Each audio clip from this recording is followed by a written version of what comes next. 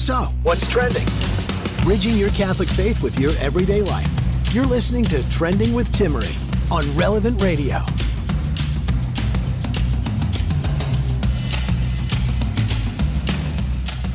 It's our weekly marriage hour here on Trending every Thursday. If you know someone who's married, wants to be married, is discerning marriage, pondering engagement, has been married 30 years, this is the hour for you. We're going to be discussing today what was trending on Twitter yesterday.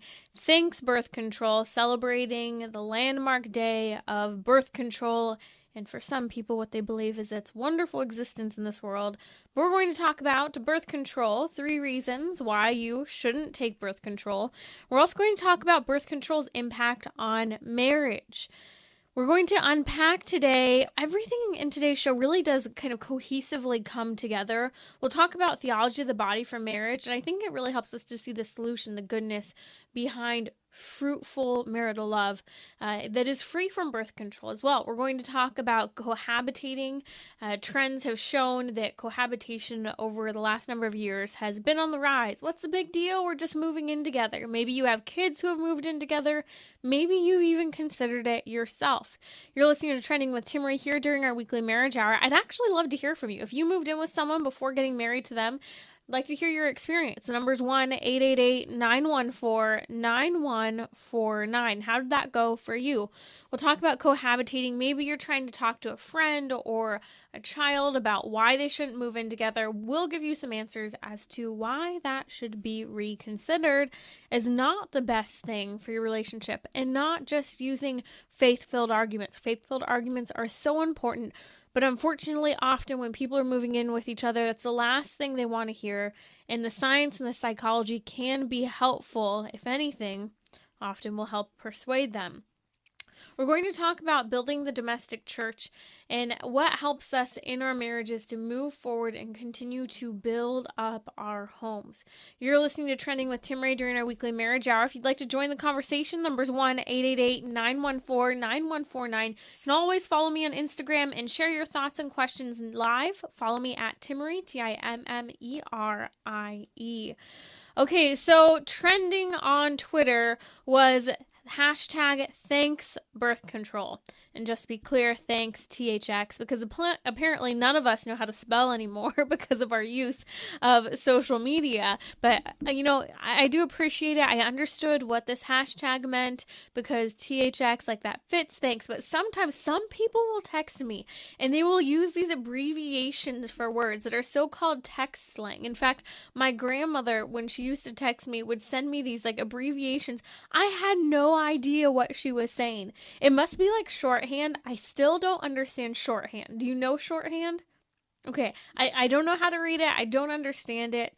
Anyways, so thanks birth control was trending on Twitter, marking this historic date, marking that we have had birth control and we continue to have birth control. Now, I want to touch on 3 reasons not to take birth control. And there are many reasons. But first and foremost, from a medical perspective, we have so much information today about why we should not be taking birth control. From everything from what people like to think are scare tactics but isn't, the abortion and birth control link. In fact, and people will say, well, you can't just say that because birth control and breast cancer were on the rise at the same time in terms of use and women being diagnosed with breast cancer, you can't say they're connected. They actually are. In fact, it's a sound science, if you look at it, between how the breast tissue develops in the woman, the lobules, the types of breast tissue, those that are cancer resistant and those that aren't.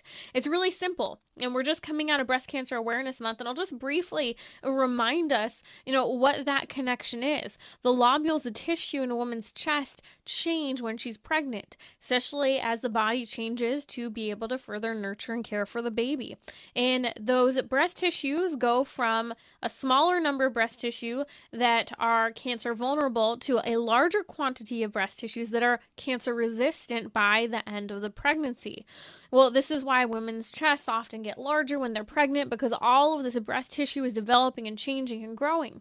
Well, in the earlier parts of a pregnancy, that breast tissue, there's a lot of it. It's called a type 1, type 2 lobule, and those are very cancer vulnerable. If you stop a pregnancy in the middle, well, then those breast tissues do not continue to develop to be cancer resistant, which is why abortion also is a link to breast cancer. It's a cause of breast cancer.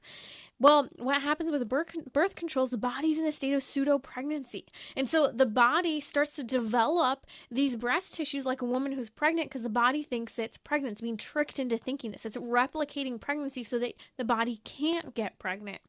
Well, all these tissues are developing, but they're not going through a full pregnancy, a full-term pregnancy. And so what's happening is those tissues then aren't developing as they're meant to become cancer resistant. They're left in high quantities that are cancer vulnerable.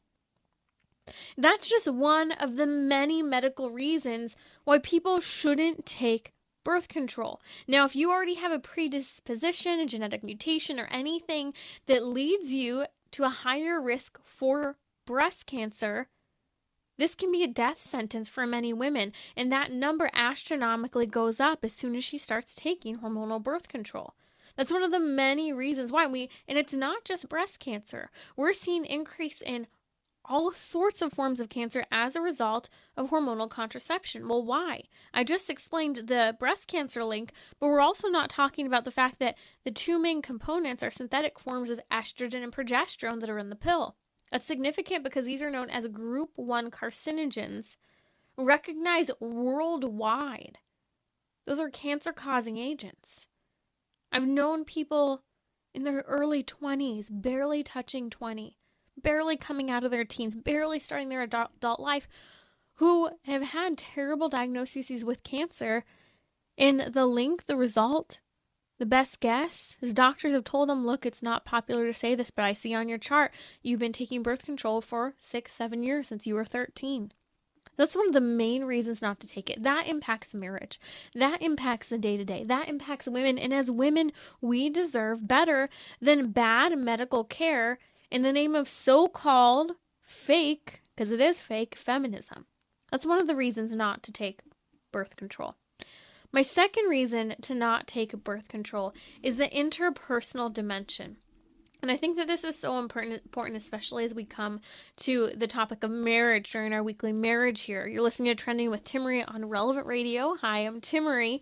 And the interpersonal dimension of the impact of taking birth control is one that many people discover. I'll start with a simple example. When working with young men, I've often spoken to them where they've said, yeah, my girlfriend's on birth control. Well, she wasn't on it. And I said, well, why? I say, well, she's in bad moods. She's not the same. She acts different. I'd rather she not be on it. The reason for not wanting her to be on birth control isn't the so-called benefit or not benefit of potentially being able to have a child or not.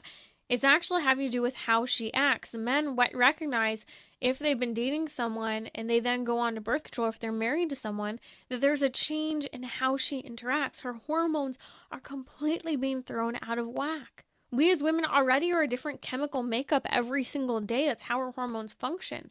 But even more so, that chemical function, the hormone function, is being totally thrown off.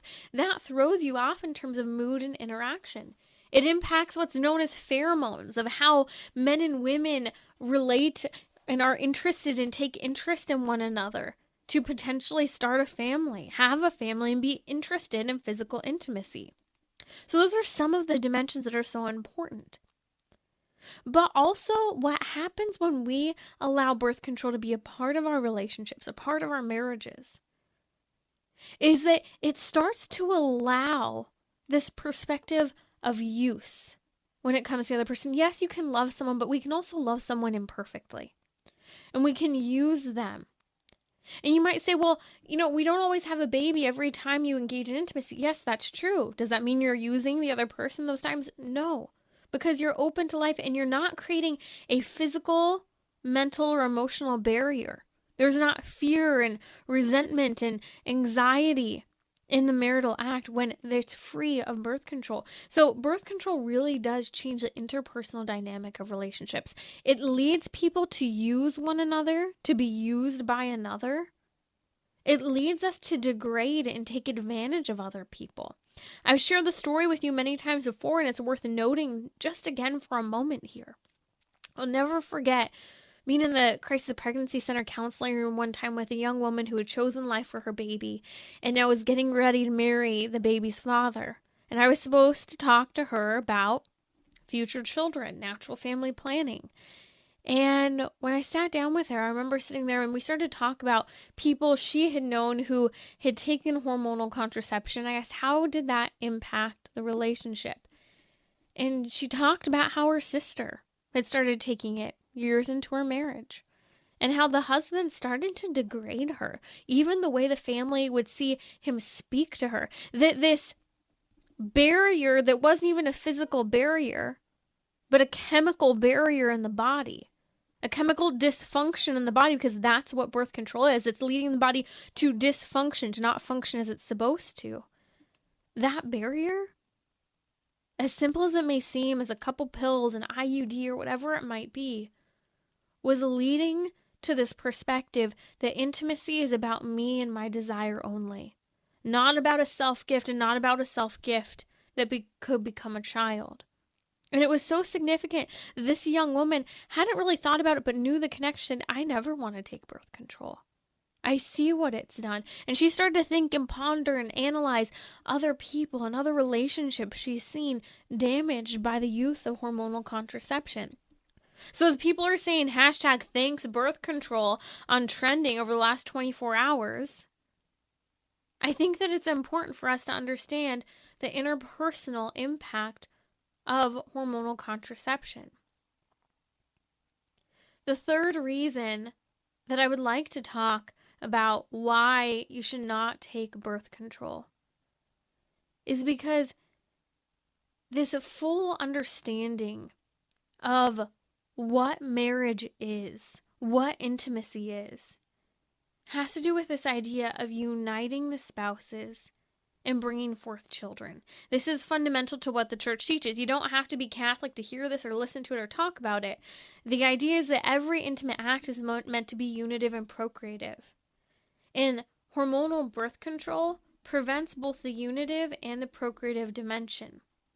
It prevents the full physical union and the full spiritual compatibility and psychological compatibility in terms of what intimacy is. That you're fully entering into it. You can't enter into what actual intimacy is if you're not doing it right. What we have out there today is a cheap, watered down intimacy. People are hungry for more. I think that's why there's this obsession. Even if you look at the pornography addiction, people who are married are looking for more. It's because we have cheap sex today. We've downgraded what it is. We've missed the full physical, spiritual, mental, emotional, psychological, all of the dimensions of intimacy. And this unitive approach that the church says every intimate act is meant to have has been lost, as has the procreative dimension where we're open to life. And we're going to talk more about the beauty of children here on the show. If you're just joining us, you're listening to Trending with Timmery here on Relevant Radio.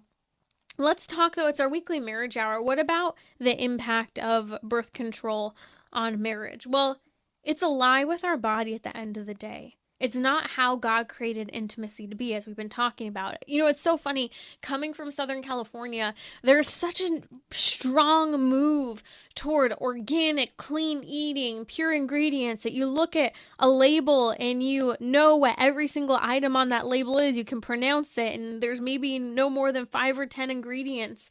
You know what they are. This move toward organic, hormone-free, grass-fed, grass-finished, free range.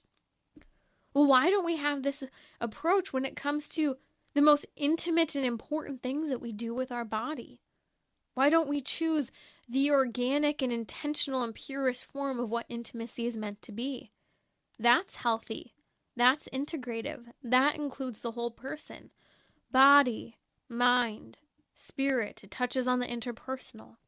As I was looking through the hashtag thanks birth control as it was trending on Twitter over the last 24 hours, I kept thinking about how birth control has truly thwarted motherhood and fatherhood. And I think that this is one of the largest impacts that birth control has had in many ways on married people. I was looking through Twitter and there were all these people, doing their hashtag thanks birth control and talking about being a dog mom or a cat mom and how having birth control is what allowed them to be a dog mom or a cat mom because they wouldn't have had time otherwise. They would have been distracted. One person, Samantha Berg on Twitter, said, I heart, because again, we use our abbreviations today, I heart my IUD because I can barely take care of 2 plants, let alone a baby. Are you kidding me? Compared a baby and a plant? Oh wait, sorry, I got it wrong. She compared 2 plants to 1 baby. Should I love my IUD because I can barely take care of 2 plants, let alone a baby? Hashtag thanks birth control. Okay, let's talk for just a moment about the differences between a plant and a baby. And you may think this is ridiculous, but it's not actually. There's a reason why people are hashtagging dog mom, cat mom, plant raiser, mother earth, whatever you want to call yourself. A baby is has a rational soul. It's someone who can be loved and loved. A plant has a different type of soul, a nutritive soul. So a plant does actually have a soul. Have you ever thought about that? But a different type of soul, the way it functions. It can grow. It can even reproduce, not in the same way that we do. We know this about plants. But if you think about it, it exists there. It is simply growing and reproducing. It continues to function. This is part of what was different about Adam in the garden when he realized in the second creation account, Genesis chapter 2, Adam's alone in the garden. And what does he say?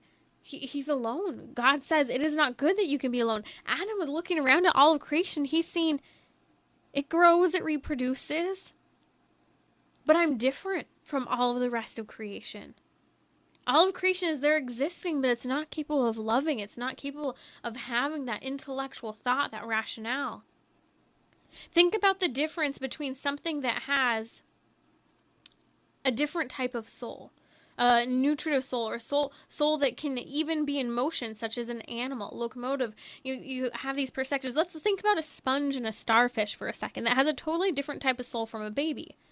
A sponge, or let's start with a starfish. A starfish, if you chop off one of its star corners, we'll call it a leg. If you chop off one of those corners, one of the legs of the starfish, guess what? A new starfish grows. If you chop off a piece of a sponge, a new sponge grows and develops. But if you and I chop off, for example, a pinky, a toe, an arm, a new Timmery does not grow. A new you does not grow. A new baby of mine does not grow. But you see, I think we've lost perspective from the difference between a living nutritive soul as a plant or even animals and a baby. And it's so important that we see that. But I think there's a reason why people are literally in this hashtag thanks birth control comparing and talking about being dog moms, cat moms, and having 2 plants and not even being able to take care of them. I think they're talking about this because we have a very profound self-interest in our culture. Plants make us feel nice. Dogs, cats, they make us feel good. I don't know how a cat makes anyone feel good. I don't know how a dog makes anyone feel good. So I'm going to stick with the plant here, okay? Because the plants do make me feel good. I'm not a pet person. I always get flack when I say I'm not a pet person. Like, I have really upset some people. Anyways, I'm going to come back to the plants before I get myself in trouble here. So plants make you feel nice. But babies make you be nice. There's a difference there. A plant makes you feel great. You can water it. You get, delight out of it. It's not so delightful when it dies on you. Yeah, my basil plant, beautiful, full, growing. It was a huge basil plant. I thought it was going to be perfect in the window. 2 windows hitting it. But, still the cold here in the Midwest. Killed it. I'm very sad about this. So sometimes plants can make us feel lousy too. We mourn their death, right? A different type of death. But babies are different. They don't just make you feel nice. They make you be nice. They change who you are. Yet for some reason, because we feel good when we have a dog, we feel good when we have a plant, people talk about being dog moms, cat moms, plant ladies, you name it. And they almost equate it as if that's better than, or that's what they want, and that's what birth control allowed them to be, or that's what they'd rather have. And even if it's a joke, an odd joke, the reality is that as we make jokes, it says a lot about what we think.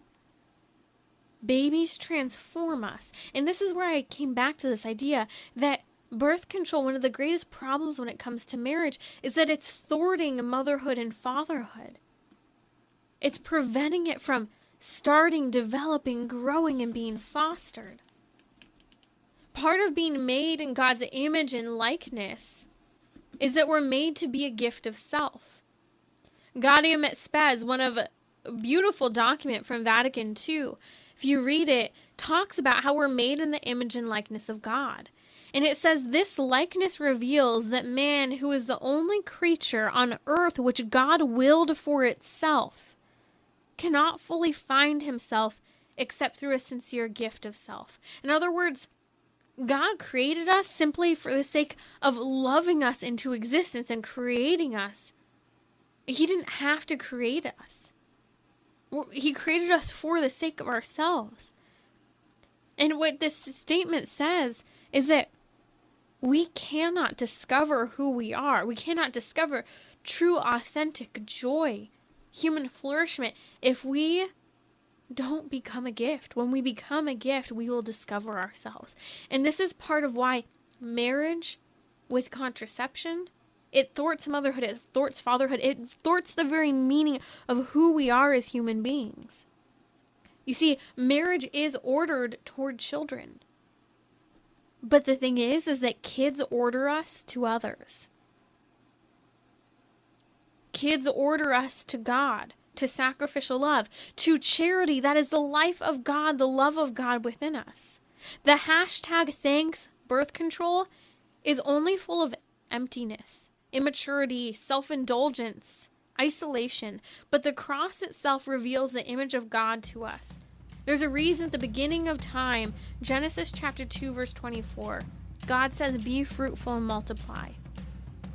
Because this allows not just for a physical complementarity, but a full, fruitful, new life being brought forth in a child, but in the mother and father themselves. And this is what birth control is taking away. We'll be right back here on Trending to talk about theology of the body within the context of marriage. So, what's trending? Bridging your Catholic faith with your everyday life. You're listening to Trending with Timmery on Relevant Radio and the Relevant Radio app. Have you ever heard of theology of the body? If you haven't, it's okay, especially when Catholics sometimes throw out their TOB. I'm like, a lot of people don't know what we're talking about. It's like inside shop talk in the Catholic world. Theology of the body, you may have heard of it for teenagers, for young adults, for people who are single. But have you ever thought about it for your marriage? Do you really understand what theology of the body is? There's this thick book. I'm dropping it here next to me. It's a big one. And it is the compilation of St. John Paul II's Wednesday audiences. For a number of years, he would, on Wednesday, give a Wednesday audience, and the compilation of all of these are known as Theology of the Body. They're a form of catechesis that he delivered for quite a while, talking about the anthropology and theology of the human person.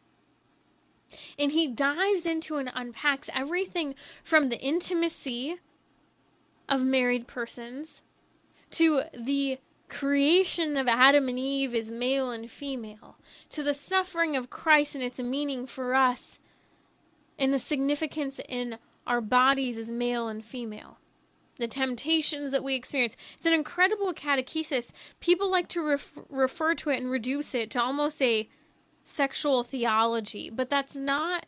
It really is our human anthropology and theology. It's a summation of all of the great tradition of philosophy and theology together in all of these areas, looking at who the human person is. And so this book is phenomenal. If you've never actually read, if you've only ever read, this person or that person on their commentary and theology of the body, you're missing out. I really want to encourage you to read, and they're short Wednesday audiences. You can read them online. You can read the full book. They're short. You can maybe read one in 5 minutes or a bunch of them all together. And he continues to build, so you can start at the beginning and build and build. It's something neat that you could do in your marriage. So St. John Paul II has this theology of the body. Many people reduce it to a abstinence or really chastity teaching. And I actually want to touch on that briefly, because I think at the heart of theology of the body, in very many ways, is the idea of chastity. And we have to remember, what's the difference, and this is important for our marriages to ponder this. What is the difference between abstinence and chastity? Have you ever thought about that? Abstinence is simply this idea of saying no. You just don't do it. But chastity is actually a yes. It's a virtue. It's a yes to the fullness of your vocation. It's a yes to being faithful to your vocation and your state in life. So if you're married, you're exclusively engaging in and sharing in intimate relationships only with your spouse. No extramarital affairs, things such as signing up for Ashley Madison. Remember the Ashley Madison hacks we had some years ago? When all of the lists of emails of people who had been on this extramarital affair website came out. Oof, a lot of big names. A lot of names, families finding out. So no extramarital affairs, no pornography, not watching movies or shows that have people in intimate acts together. It's a violation of chastity. And chastity can be lived out as a priest who has taken vows of celibacy. Chastity is this integrated sense of recognizing our sexuality, recognizing the purpose of our state in life, and being faithful to that state in life. Same thing if you're single. I remember for years people go on and on, about how challenging, chastity is and so forth. And, it doesn't matter how much you love someone. If you're not married, you can't do it. Why? Because you're not being faithful to your vocation. You're a contradiction within yourself to who you are in your state in life. But coming back to this idea of marriage, St. John Paul II's theology of the body touches on this whole idea of chastity. But it touches more so in a bigger picture on theology and anthropology. And at the heart of it, even as it's talking in a lot of areas about male and female and in intimacy, it's talking about our identity as human beings. That we have a purpose. We're called to live a purpose-filled life. And St. John Paul II proposes some ideas talking about the original state of Adam and Eve in the garden. And so for just a moment, we need to turn back the pages and ponder Genesis chapters 1 and 2 to understand these original states in the garden. This idea of original solitude, original justice, original unity, and original nakedness. All of this is very important. Original solitude is understanding that when Adam was alone in the garden, as I mentioned a little earlier on during the show when we were talking about birth control, he recognized that he was alone. And God said it was not good that he should be alone. That solitude, although rich in this development, in this relationship with God, as he's looking at all the rest of creation, he's seen this complementarity. He's seen this ability to reproduce. And he's seen also a difference between himself and the animals. And that solitude reveals to him that he's created for love, but he doesn't fully understand this until Eve is created. He has this moment, finally, bone of my bone, flesh of my flesh. He sees, I am made for you, you are made for me. And remember, the original state in the garden is they were naked. And it was physically, the complementarity was like a key in a lock. The understanding of how the body worked was clear. Nothing had to be misunderstood. There's no political ideology or agenda. Part of the reason why this solitude helped Adam to understand his purpose in life in the creation of Eve, part of this was all allowed to take place because there was original state of justice in the garden. That is, this was prior to the fall of Adam and Eve. The relationship between Adam and Eve was so pure, so clear, so purposeful, because their relationship with God was right. When your relationship with God is right, when you've got that vertical relationship right, your horizontal relationships will be what they are meant to be. On your part, at least, right? When we're right with God, we will be right with others. This is a state of original justice. And this is part of what allows us to understand what's known as original unity, this unity between Adam and Eve. There wasn't this discord. There was communication, collaboration, cooperation, all of it without difficulty because they were right with God. These were a part of the original states of Adam and Eve in the garden. And it was a natural orientation to the purpose of marriage and having children. You see, if we understand Adam and Eve in the garden, the creation as Adam, as man, and as Eve, as woman, we understand, as St. John Paul II talks about in his Theology of the Body, about two different incarnations, the incarnation of man and the incarnation of woman, and how both are in God's image and likeness. This is all significant for marriage because, stay with me here, listen. St. John Paul II, when talking about man and woman, he says the two reveal two complementary ways of being conscious of the meaning of the body. That is, you value the differences of the body. We love what is other in the body. We find out how the two together make the image of God. You see, what he's talking about here is that there are two ways, one is male, one is female, of being conscious of the meaning of the body, of the purpose and the image and likeness of God that we're created in.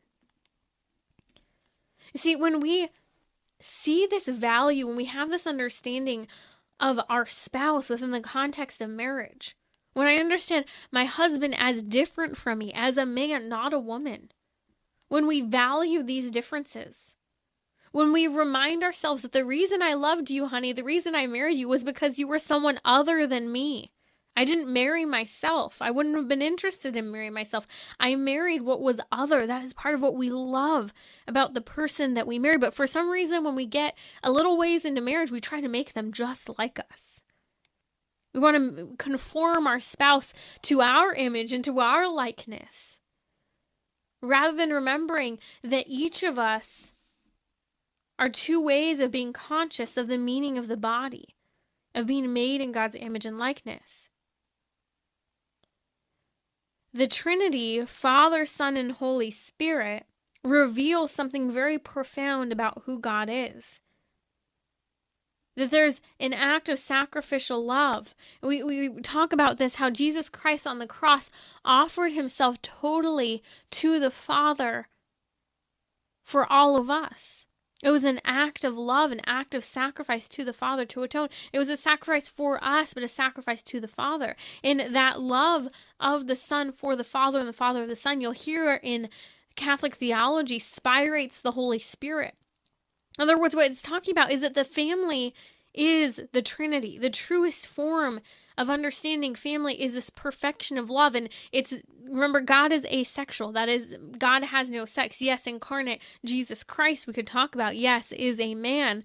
But God himself is not a sexual being. And it's important we understand that. So when we talk about Father, Son, and Holy Spirit, the Trinity as a family, what does that reveal to us about our families? We are made to be a gift of selves. We are meant to show this same familial, perfected, sacrificial love as the Trinity. Now, coming back to femininity and masculinity, as we unpack this understanding of being created in God's image and likeness and look at it within the context of marriage, we can turn to St. John Paul II's words as he continues in Theology of the Body, because we're talking today about theology of the body for marriage. St. John Paul II says, femininity in some way finds itself before masculinity, while masculinity confirms itself through femininity. I think this is a very profound statement, that femininity discovers itself before masculinity, and masculinity confirms itself through femininity. That is, as women, we discover ourselves before the men we are around in our lives. And for men, they are confirmed in their masculinity through exposure to femininity. This is why it's so important that we pray that as women, we are feminine women, that we are good at being mothers, wives, sisters, brides. The same for men in their various roles. Because when we are the woman that we were created to be, when we are the man that we were created to be, we help affirm other people in their masculinity and in their femininity. This is part of why we're having this crisis of the whole LGBTQ movement. There's a confusion, there's a lack of affirmation, confirmation, and discovery of who we are as male and female. You see, we discover ourselves when we love enough to discover the other. We discover ourselves when we love enough to discover the other, especially our spouses in marriage. Marriage is a vocation on the path to heaven. We can be sanctified through our marriages. Do we allow our spouse to be other, and do we love them for that otherness?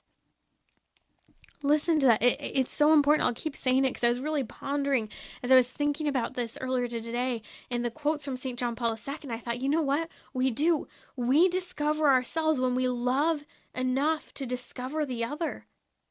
That's what John Paul II is saying in that quote I just read you. Femininity in some way finds itself before masculinity, while masculinity confirms itself through femininity. Men, are you making it so that your presence, your interaction with the women in your lives helps them to discover themselves or tear themselves down and objectify themselves? Women, are we confirming, are we affirming the men in our lives to help them to develop in who they are called and created to be? St. John Paul II says that male and female shows two complementary dimensions of self-knowledge and self-determination. Two complementary dimensions of self-knowledge and self-determination. That as a woman, you have a different type of self-knowledge than a man does as a man. A man has a different type of self-determination than a woman does. St. John Paul II then goes on to say there are two complementary ways of being conscious of the meaning of the body. This is how different we are as male and female.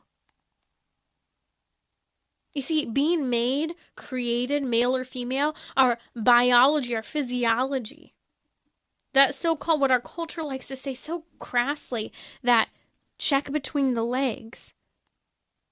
I can't believe we're even hearing this as a culture. That is not an accident. That is a fundamental part of who you are. Being male or female is a fundamental part of your existence. Being male or female, that biological representation, that biological reality, that physiology impacts all the way to the depth of your soul, to the dimension of self-knowledge, as St. John Paul II says, to the dimension of self-determination, to the very meaning and purpose of your body. And this is discovered in a particular way within the context of marriage. Marriage is that place to discover and grow with one another, and to discover another who is other than ourselves. Embracing the otherness. I've even seen this in new ways, being new parents with my husband. I've seen his fatherhood, seeing his attitudes that are different from mine with regard to how our baby girl eats and doesn't eat and whines for the cheese that she loves or the apples that she wants rather than eating her chicken or beef or avocado. I'm Californian. Baby's got to eat avocado, right? You're even seeing the way he plays with her is totally different, or his attitude and how he handles changing the diapers. We could criticize and critique. We could say, well, no, do it this way. And yes, there are moments for that are appropriate and important. But sometimes we just have to admire, wow, look at the differences. Look at the differences in gifts, the differences in interests. Even just seeing, not related to the baby, seeing the difference in our spouses of their interests. Even, I think this is an interesting one. We should talk about this one day. The differences between what keeps a man up at night versus what keeps a woman up at night. And those things that we ponder, is these are all parts of the differentness and otherness, and how we have to discover the other and appreciate the complementarity. You see, marriage teaches the value of the human person. Marriage teaches that there is another person. In good times and in bad, boy, are these times to discover the other person and let go of ourselves. In sickness and in health, for richer or poorer, marriage teaches the value of who we are as human beings. It teaches us to love. And this is the depth of St. John Paul II's Theology of the Body, barely scratching the surface when it comes to our marriages. It's not just for people who are dating. It's not just for young adults. It's not just talking about abstinence or chastity, although that's important and those are parts of marriage. It's about the whole dimension of who you are, your human anthropology, and where you're created to be, and how you will get there. You're listening to Trending with Timmery here on Relevant Radio. I'm going to come back because I think this really does tie in this whole culture of living together, moving in together. I know a lot of young adults moved in with their parents more than ever in many years during COVID. But we're actually seeing yet again this return to moving back in together or contemplating the idea. What can we say from psychology to theology to the current culture? I'll be back with you in just a little bit, whether you have a loved one who's pondering this, or maybe you yourself have been there. I'd love to hear from you. Maybe you tried it out and it didn't work. The number's 1-888-914-9149. You can listen to more of Trending with Timmery via the Relevant Radio app or at relevantradio.com/trending. Catholic Order of Foresters is proud to sponsor the Relevant Radio studio line. For information about employment opportunities and flexible premium life insurance plans, visit relevantradio.com/forester. Bridging your Catholic faith with your everyday life. You're listening to Trending with Timmery on Relevant Radio and the Relevant Radio app. We've heard the trend for the last 10, 15 years that more and more people are living together instead of getting married or before marriage, if they ever even get married. It's another one I didn't even add to my list today. If you move in together, do you know that your likelihood that you'll ever get married intensely decreases, along with increasing your likelihood to divorce? A lot of people moving in together don't know that. It's something to mention. It's not theology talking, although theology does inform and agree with all of this. Those are basic social sciences and studies coming out. Now, 2020 and 2021 have looked a little different. We've actually seen massive increase in the number of young adults and millennials as well moving in with their parents. Moving in, living with their parents during everything that's happened with the uncertainty of COVID. However, what we're seeing is yet again this return to living together. And many people did choose to live together due to the uncertainty and the trends of the world. Now, 2020, 2021 attitudes very radically differently from almost 100 years ago now. If we were to compare the World War II generation to people today, remember World War to being in the 30s and 40s, and we're 2021. Can you believe it's almost 2022? I can't. I'm still processing that. Here's the reality. Moving in together, the attitude is one of the main and leading attitudes of the culture today. Seems more compatible in times of uncertainty, right? That's the attitude. Yet, at a time of tremendous uncertainty and danger as well, the World War II generation, they, instead of looking to this uncertainty and shacking up together, I'm reminded by my friends when I say shacking up, they can't stand it. It sounds so, quote, old-fashioned. So just so you know, don't say shacking up if you're talking to your kid about not moving in together. It's a trigger word. Trust me, I've seen it. My friends get really mad at me, and I'm not even their mom. Okay, so the World War II generation also faced uncertainty, fear, death, so many things that in many ways we could say we're facing today. The World War II generation, in the face of that, they got married. They had kids. They chose responsibility, risk, uncertainty, challenge, commitment for life, preservation for the sake of others, not just for their own self-interest. Versus our 2020 attitude, those who are choosing to move in together in times of uncertainty. And it's important we understand this perspective, because maybe this is your kid, maybe this is a friend of yours. That act of moving in is a choice that's temporary. It's supposedly, in their minds, reduced risk. Testing the waters provides an exit strategy. It's a means of self-survival and absolute self-preservation, but not for the sake of anyone else. Now, it's interesting.